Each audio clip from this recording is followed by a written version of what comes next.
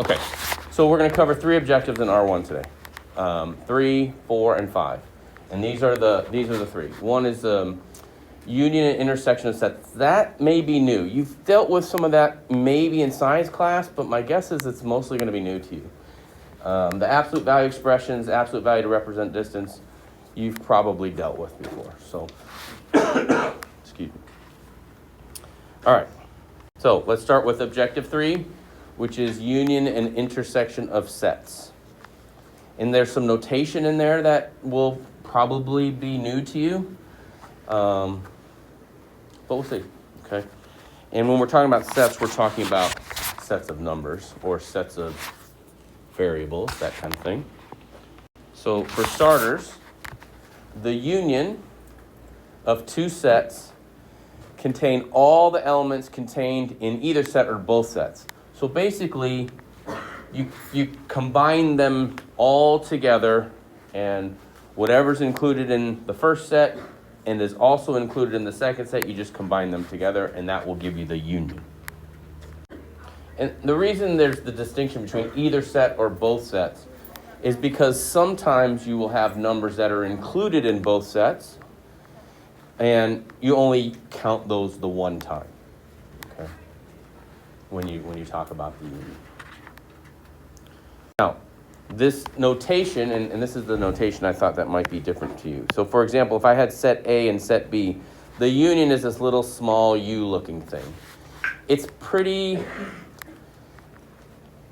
not actually a U. It looks like a small capital U, but that's how we indicate that we're looking for the union of those 2 sets.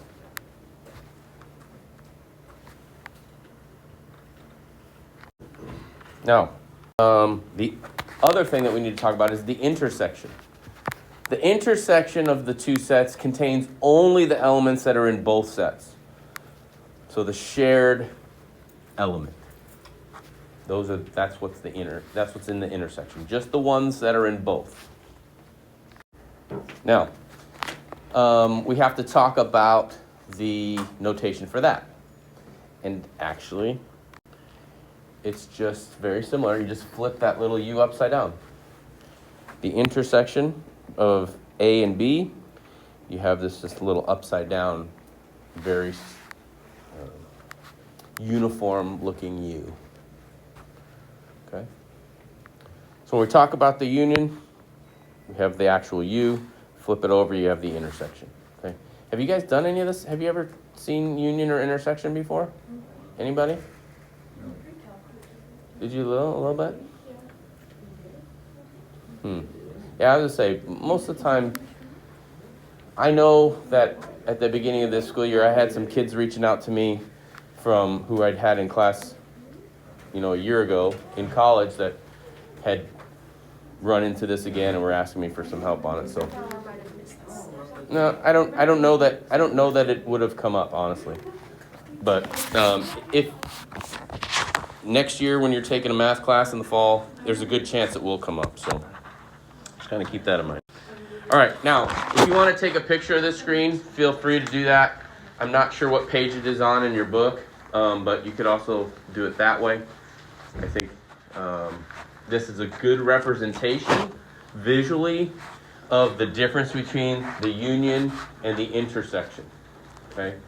Again, the union, page 5 in your book, if you want to do it that way. Okay.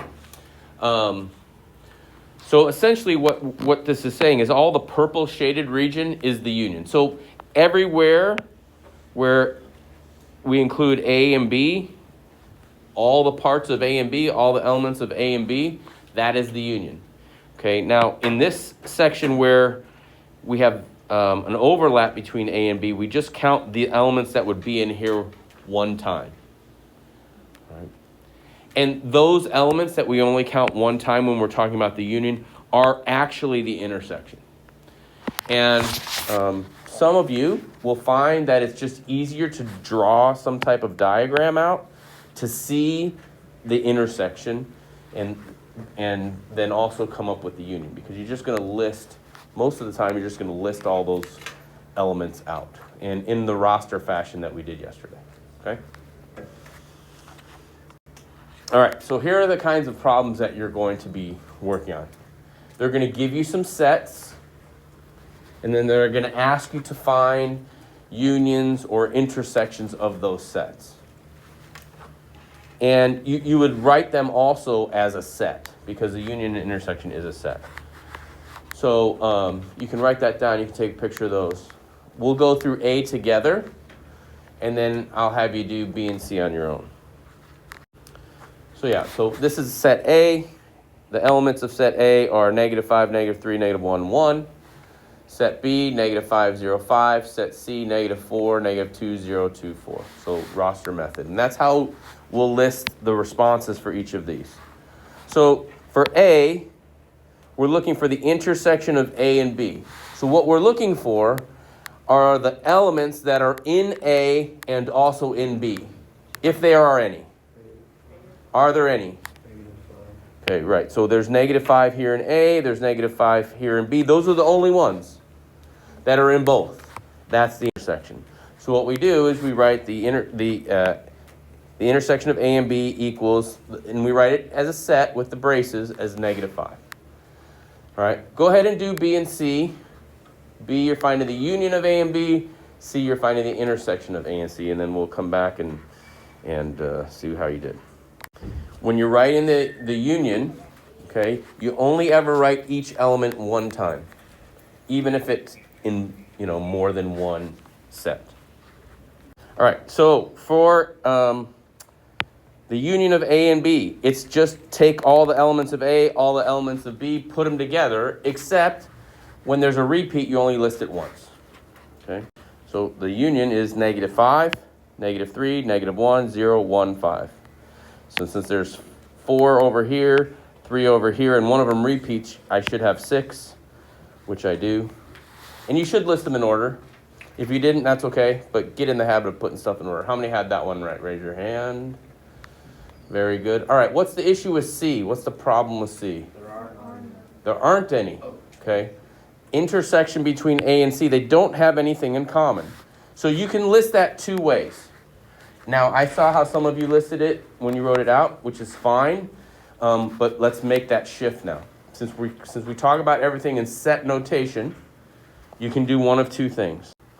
You can either list it as the empty set, so literally the braces with nothing in it. What this means is the empty set. You can also do the 0 with the slash through it, which means no solution, which also means empty set. It means two things. What I want you to get used to is seeing this and understanding that they mean the same thing. I know you're mostly used to this, but this is a notation you will start seeing in this book. Okay? Any questions on that? All right, that is your union and intersection. Objective 3. No, that's objective 3. Now we'll do objective 4 and get into the absolute value stuff a little bit. All right, so objective 4, absolute value expressions. Now, I know you've dealt with absolute value. I know you generally know how to simplify absolute value expressions, but we're going to review it real quick, and then we're going to look at a couple things that allow you to think a little bit more abstractly about absolute value. Does anybody remember what absolute value actually is? Like the definition of it? Absolute value. Is there like how many places it's away from 0? Say again? How many places it's away from 0? How many places it's away from 0? That's really good. What would be another way, sort of generally, to say similar thing? Anybody? Distance from the origin. Distance from 0. Origin, since we're only talking about a number line. Yeah, we're talking about the distance from 0. Okay? Good job. So put those two together and we got it. Absolute value of a number, a real number A, whatever that is, okay, denoted with the bars, is the distance from A to 0 on the number line. So you guys basically said that. The distance is always non-negative. Why did I say non-negative instead of positive? Why did I just say the distance is always positive? Because it can be 0. It can be 0, that is correct. So if you want, in your notes, you want to write 0 or positive, write that. That's fine. But that's why we say non-negative, because it could be 0. It could be literally on 0, and the absolute value would be 0, right? And the reason why it's always non-negative is because think about when you measure something, right? If you had a tape measure and you're measuring something out, it's always going to be a positive distance. We put a negative on there sometimes to indicate direction, but you can't have the height of a wall be negative 2 feet. That doesn't even make any sense. Okay. So absolute value is the same as, you want to think about it as distance, and that'll make it easier to understand. Now I'm giving you a couple examples. You can write this down if you want. If you already know this, I don't know that I would write this down. I know you already know this, actually. Okay? So here are 2 examples. The absolute value of negative 5 is positive 5 because it's 5 units away from 0. Again, a distance. The absolute value of 3 is 3 because it's 3 units away. These are things you already know. But just as an example, the absolute value will always produce something positive. Or I should say non-negative. I contradict myself. If it was 0, that'd be 0. But it should always produce a non-negative. Okay? And again, like I said, these are things you guys already know. The next slide that I'm going to show you, you're going to have some problems like this in your homework. And these are kind of tricky because it requires you to do a little bit of math in your head, and it has to do with radicals. So let's take a look at that and we'll see if we can go through these, okay? So here are 2 types of examples that you're going to be doing in your homework. It wants us to rewrite each expression without absolute value bars. And the key is, with these problems, is understanding if what's inside the absolute values is currently positive or negative, right? When you look at the square root of 3 minus 3, or 3 minus the square root of 3, my guess is, off the top of your head, you don't know what that value is. And I'm not expecting you to reach for your calculator and figure it out. Okay, you don't need to do that. What I want to do is do some estimation. And so, for example, the square root of 3 minus 3. How would this expression be positive? How would the square root of 3 minus 3 be positive? What would have to be true? Go ahead, John. The square root of 3 would have to be bigger than 3. Very good. The square root of 3 would have to be bigger than 3. That's the way this turns out to be positive. Is it? Is the square root of 3 bigger than 3? How do you know? You don't have to know what the square root of 3 is, but what if I was going to make an estimation about the square root of 3? Where is it-ish? What do you think? Okay, so right. So the next perfect square above 3 is what? 4. So the square root of 4 is 2. So I know this can't be as big as 2, but it has to be bigger than the square root of 1, which is 1. So this is somewhere between 1 and 2. I don't even need to know how much, closer to 2. I don't need to know that. It doesn't matter. Why that helps me is that since this number is not even 2, it can't be bigger than 3. So what's inside here right now, is it positive or negative? Negative. It is negative, okay? So when I kick it out and remove the absolute value, I have to take the opposite of that to turn it positive. So that's one of those things where again, it's a little more abstract. If what's inside the absolute value is negative to begin with, then we change its sign. If what's inside the absolute value to begin with is positive, we keep it the same sign. So what I'm going to do for A is I have to change its sign. Okay, so that negative in front is just saying take the opposite of what's already in there, because what's in there is negative. And then a negative, of course, is a positive. Now, I'm going to walk through the rest of these steps, and then I'm going to show you the shortcut. Okay? So I can distribute that negative right here. That's the negative square root of 3 plus 3, so I just distribute the negative. Or we could write it as 3 minus square root of 3. This is getting into our number sense idea a little bit. Like if I know that 5 minus 7 is negative, if I just switch the order of them, it's positive. So the same thing is true here. If I know that what's inside here is already negative, if I just switch the order of them, I will get a positive. Now, you can go through these steps if you want and change the signs, or for me, I go, all right, I know this is negative, let's just flip them around, and that'll give me my answer. And that's what I should have. Question? Vincent, do you have a question, or you got it now? I get it.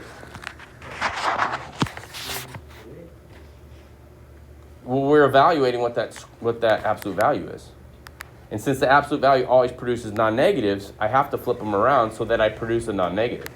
Because now this is a positive, right? 3 minus something less than 2 gives me a positive number. Why can't we just use the absolute value? No, you can't just do it and just take the negative off. No, you cannot just take the negative off. No. Okay? All right, so let's get to B. Now, B is easy now based off of what we did in A, right? Is 3 minus the square root of 3 positive or negative? Positive. So in that case, we just drop absolute value. Okay, so you have one of two options that you're going to have to do. Because in these problems, it's going to be subtraction. There's always going to be subtraction because, if it wasn't subtraction, of course you add two positive numbers. Essentially, you just flip it. If what's inside is already negative, then you're going to reverse the order. If it's already positive, you keep it the same. I really don't have to go through all that. No, you do not have to go through that. I went through this just to kind of show you why it works the way it does. But what I really want you to understand from a number sense perspective is the idea that when I subtract two numbers, I'm either going to get a positive or a negative, or 0. But that if you flip the order in which you subtract, because you got a negative, you will get a positive. Again, 5 minus 7, 7 minus 5. Things that you sort of already know, but maybe you haven't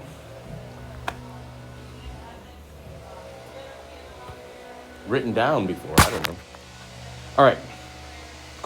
Other questions on that? Last objective, objective 5.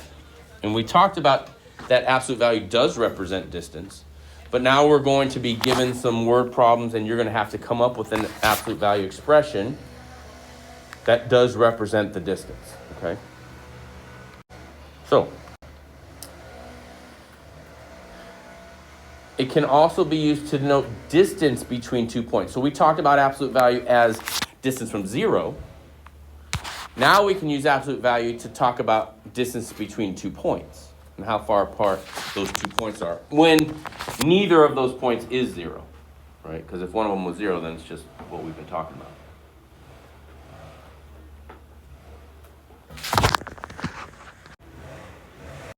All right, so here's what it looks like. The distance between 2 points A and B on a number line is given by either the absolute value of A minus B or the absolute value of B minus A. Now, you might be saying, well, those are two different things. Well, we just went through an example of proving that that wasn't the case. Those are actually really the same thing. They have the same value. So, essentially, the difference between those 2 points is the absolute value. That distance is the difference inside the absolute value. Okay? The distance between the 2 points is the absolute value of the difference there. That's better. Okay? So, for example, write an absolute value expression that represents the distance between 4 and negative 1 on the number line. I know you know how far apart 4 and negative 1 are. I know you know this. But I want to use, because it's not always going to be this easy, I want you to use an absolute value expression to do that. There are two possible correct solutions. Now, there's two possible correct ways to get the solution. That's the better way to say it. There's only one right solution. Yes, it is 5. We all know. Any of you who are thinking 3, who was it? Come on, admit it. I know some of you are thinking. How many, raise your hand if you thought it was 3. Come on. How many of you thought it was 5? All right. Good. Faith in humanity restored. So what would be one possible expression that I could have? well, 4 minus -1, right? What would be the other one? -1 minus. So here would be my two possible solutions. All right. So when you're asked, hey, write an expression between 2 points in a number line to find the distance, you could have one of these, either one. Of course, we already know that they both give us the answer 5. Okay. And if you needed the visual, you'd be able to tell, boom, there are 5 units between -1 and 4. And the difference between this one and this one really is which point you want to start at. Do you want to start from here and go that way, or do you want to start from here and go that way? These both express that and get us the same answer. Okay? Any questions on any of that?